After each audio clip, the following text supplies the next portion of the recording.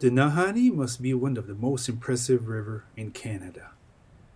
Its reputation is legendary, and my trip there is like nothing I have experienced before.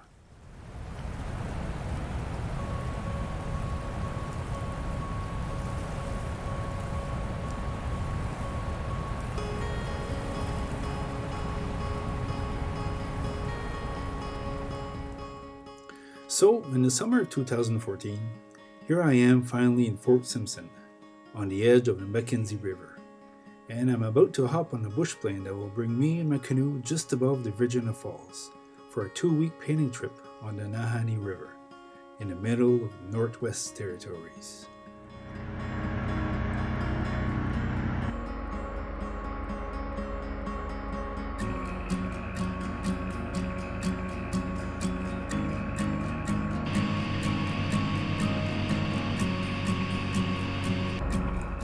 The Nahanni is not only extraordinary for its amazing landscape, but also because of its remoteness.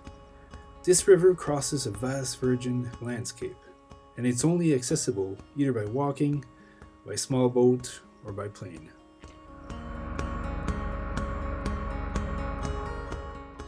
I was fairly confident that I possessed enough experience to venture in such a trip, but uncertainties kept me preoccupied weeks and even months before leaving.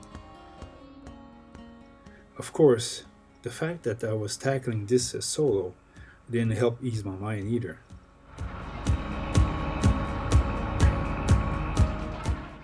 As we are getting closer to the drop point, ready to land right on the river, we are passing Virginia Falls. And yes, with a drop twice the height of Niagara Falls, set in a very remote area, the sight is very impressive.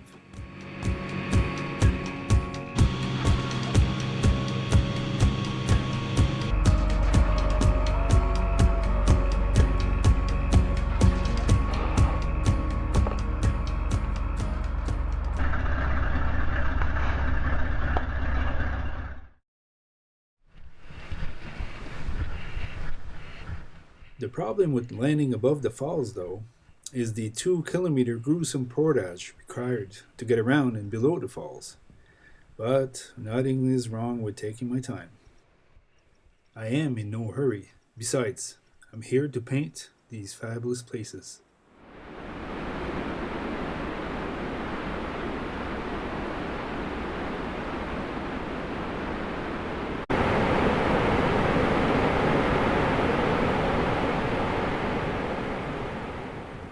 But after a couple of days exploring near the landing spot and all around the falls, I was eager to move along and paddle the many miles of canyon that lay beyond my view, a view that will always entice me to continue on. At this point in my trip, I could speak about the uneasiness feeling that comes by being alone in a remote area, or even the disquietude feeling of setting off solo towards potential dangers. But the fact is, once there, in the middle of a natural and wilderness setting, the calm emotion of content kicks in.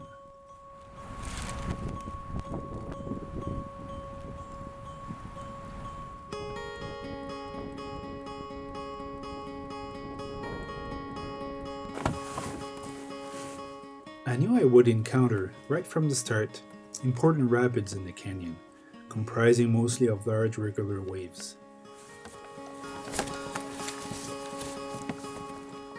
But I felt quite confident, equipped with a spray skirt covering my canoe, and wearing a wetsuit also. I am well prepared, and I am ready for the adventure.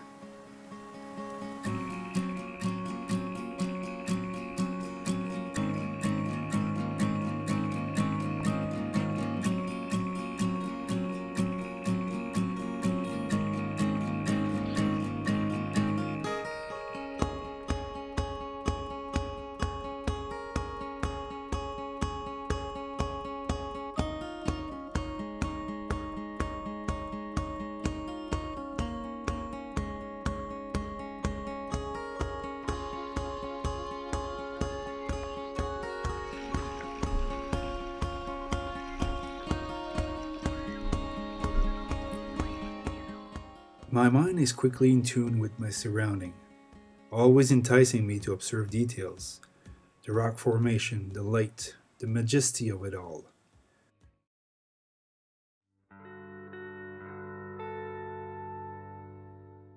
The viewpoint from the canoe is also quite compelling, as I let the current pull me between mountains and canyons. I don't know of any better way to travel in the wilderness.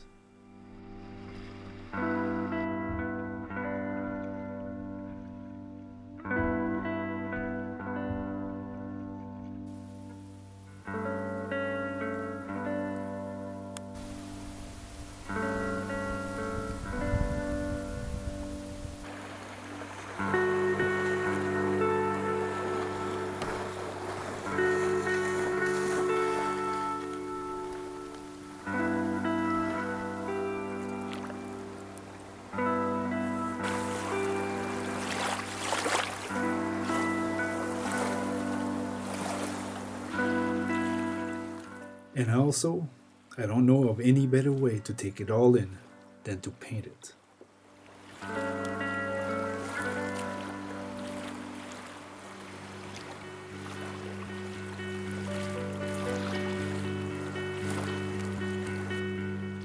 But one other uncertainty running around in my mind before leaving was, would I be able to paint canyons and mountains? As beautiful and gloriously grand the Nahanni wilderness is, I wasn't sure I could fit all that on small 8 by 10-inch wood panels. It is the composition, not the splendor of a scenery, that makes a painting.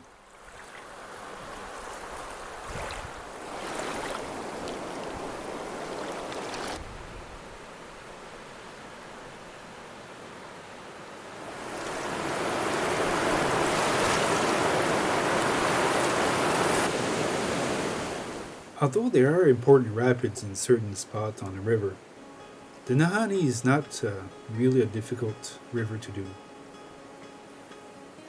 The river is wide, and the course to follow is usually quite clear within the rapids.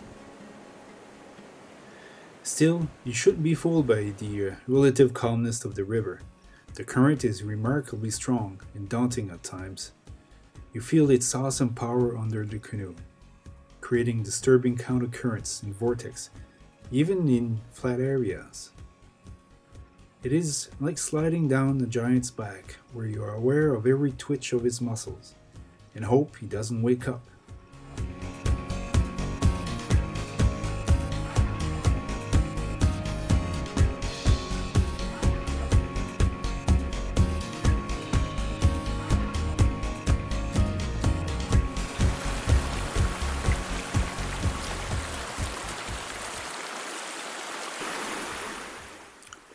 The Nahanni offers a lot of opportunity for side trips, especially along dry riverbeds and tributaries, contributing to the already amazing diversity of the landscape. And there's always surprises and interesting corners to discover.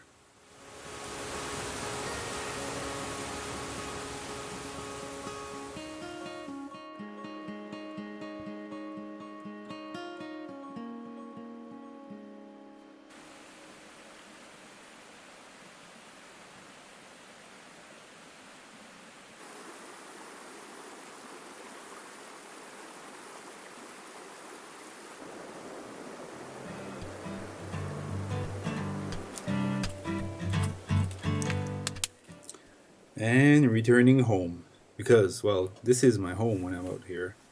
What better way to relax and reflect on the day with a bit of baking?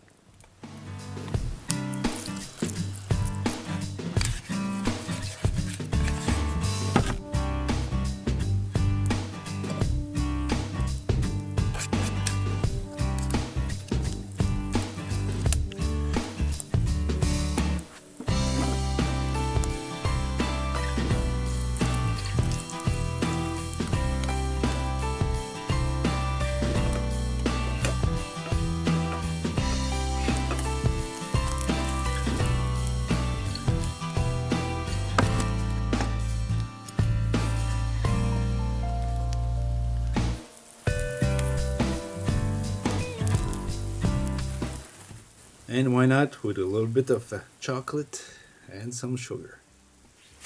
And to top it off, an espresso, of course.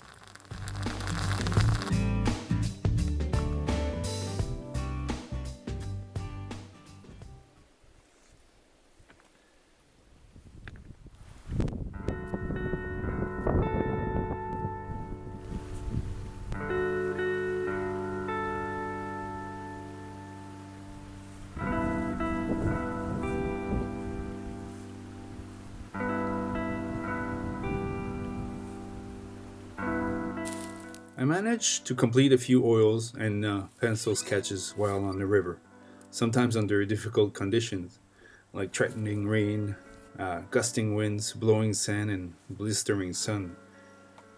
My small painting then becomes living testimonies, visual treasures picked up along the landscape.